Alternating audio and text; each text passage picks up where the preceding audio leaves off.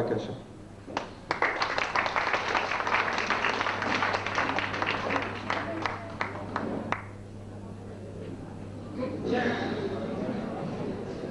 Shalom, honorable assemblée. Si mon français accroche, c'est pas ma faute. C'est à cause du Rav Rothman. C'est à cause de lui que j'ai pas parlé français depuis quelques dizaines d'années. Eh bien, étant donné que je n'ai pas de mémoire d'événements, tout ce que je peux me rappeler, c'est la personnalité du rabbin Rothman, qu'on peut définir par un mot: un chef. Des chefs, ça devient rare sur Terre. Non pas des gens qui ont été nommés et qui traînent leur voiturette qu'à un quart, mais des gens qui ont été choisis par leurs actes, par leurs disciples. Entre autres, moi, jeune émule du Rav Rothman. Et en effet, être un chef, c'est pas facile. Il est écrit dans la Torah, il faut être un Shechaïl, Yireh Elohim, un Shehemet. Ce n'est pas que ça. Ça va devenir ennuyeux. Parce que le Rav Rothman, il avait tout ça. C'était un Ishraïl. Quelqu'un qui n'avait peur de personne. Impossible de lui faire peur. C'est un têtu, ce type. Mais au sens noble du terme. On veut être têtu pour des bagatelles, on veut être têtu pour des choses de valeur. Et il avait peur de rien. Le Rav Kook a écrit un article qui s'appelle Hagadol Vagibor. Il y a beaucoup de sages, de rabbins qui étaient effectivement des gdolim, des gens d'envergure. Mais dès qu'il y avait des difficultés, ils se rétractaient. Dès qu'ils étaient injuriés, repoussés.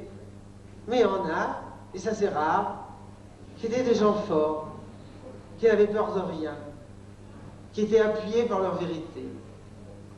Yireh Elohim, un homme craignant Dieu.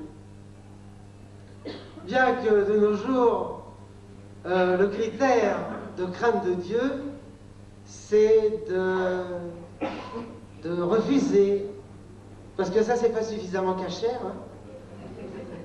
Et où est-ce qu'il est le tampon sur votre robinet, hein. Et puis, plus on est possède, comment dire en français, invalidé. Plus on invalide des mouvements, des réussites, des rabbins, alors plus on a de valeur. Mais la véritable crainte de Dieu, c'est d'être un serviteur de Dieu et de faire ce qu'il faut faire. Alors, le Rav Rothman, il était toujours aux aguets, et quand il fallait faire quelque chose, il le faisait. Il fallait aller à la résistance, et bien il était allé. Et puis il fallait créer des mouvements de jeunesse, il les a créés. Et puis après il a créé un autre mouvement de jeunesse. Puis quand il est venu en Israël aussi, il a créé. En général, comme dit Messilat Yesharim, les rabbins d'exil, ils ont de la difficulté à monter en Israël parce que là-bas, ce sont des rabbins de première ligne. Et puis quand ils viennent ici, ils sont usés, ils ne peuvent rien faire. Mais alors Rav Rothman, quand il est venu ici, il s'est aperçu qu'il y avait encore beaucoup de travail à faire ici. Et il a trouvé une niche énorme où il pouvait s'insérer. Donc c'est un homme craignant Dieu, à la vérité. Ça dépend encore une fois à quoi on mesure la crainte de Dieu. Si c'est à la longueur de la barbe, il n'a pas de crainte de Dieu. Si c'est à la grandeur de la kippa, non plus. Et si c'est à la noirceur du vêtement, non plus. C'est un réformé, tout de plus. Mais si on mesure la crainte de Dieu en respectant la volonté divine, alors c'est bon, il a réussi. Et il faut aussi être un homme de vérité. Ce type-là, il ment jamais. Je ne sais pas comment c'est impossible de le saisir sur un mensonge. Bien que, lorsqu'on est un homme inséré dans toutes sortes de secteurs d'action et qu'on a des responsabilités, on est obligé de mentir par-ci par-là. Non. Il a le rabbin Rothman, il a jamais menti. C'est pour ça qu'il a mes cours, il n'a jamais menti. Et il faut être aussi sonné Betsa. Il faut avoir en haine de l'argent. Vous connaissez l'astuce du Rav Ayman qui voulait créer le Sanhédrin. On lui a dit, tu pourras trouver tout ça, mais des gens qui ont en haine l'argent, tu en retrouveras jamais. Il a dit, aucun problème. Avec de l'argent, je trouverai tout. Mais le Rav Rothman, impossible de le soudoyer. Impossible. Et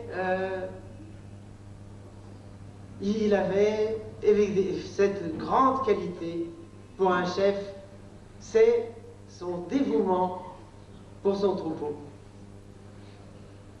Jour et nuit, il allait partout, on avait besoin de lui. Il se dévouait. Et c'est d'ailleurs pas pour ça qu'il manquait à ses enfants.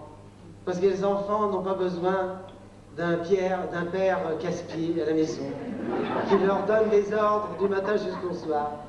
Ils ont besoin d'un père qui est un drapeau qu'on peut suivre. Il y a des gens qui cherchent à avoir des places haut placées parce qu'ils recherchent les honneurs et la puissance. Et il y en a qui recherchent tout simplement à se dévouer pour les autres. C'est ça leur joie, c'est ça leur bonheur. Et c'est pas facile. Écrit dans la Torah, Echa esa tochachem u'ma'asachem verifrem. Tarchachem, tochachem, Rachidi. Parce que les Juifs, c'est des casse-pieds. Hein.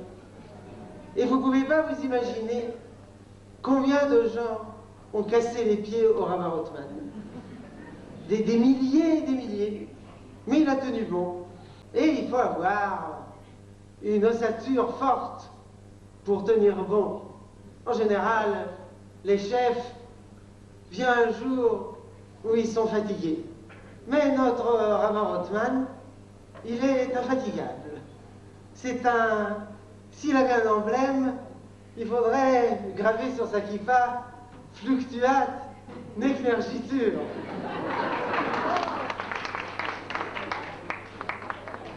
Et pour finir par un mot d'humour, parce que tout ce que j'ai dit jusqu'à maintenant, c'était sérieux, nonobstant les apparences. Eh bien, quand on était au Bnei Akiva, eh bien, on avait coutume de dire que sur Terre, il y a le pôle Nord, il y a le pôle Sud, et nous, on a le pôle Rothman.